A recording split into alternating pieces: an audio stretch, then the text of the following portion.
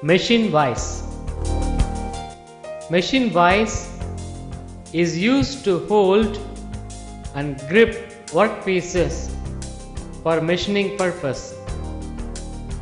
The main parts of this vise are the base, the block, the fixed jaw, the sliding jaw and screw spindle.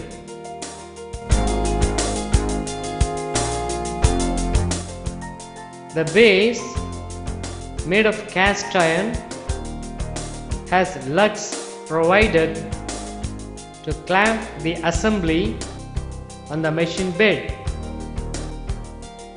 The base has rectangular slots cut longitudinally on both the sides. These slots guide the movement of the sliding jaw. The fixed jaw has a V cut and holes to receive the clamping screw, while the sliding jaw has a finger-like projection at the bottom of one of the sides. The fixed jaw is screwed to the body.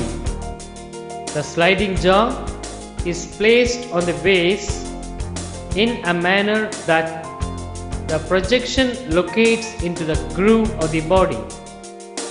The lock plate is fitted on the other side of the sliding jaw using screws.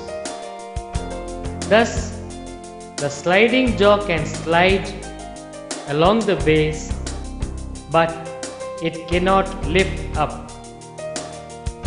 The block is screwed to the base on the other side. The threaded hole in the block receives the spindle. The spindle is assembled with the sliding jaw and locked using the dog-ended screw.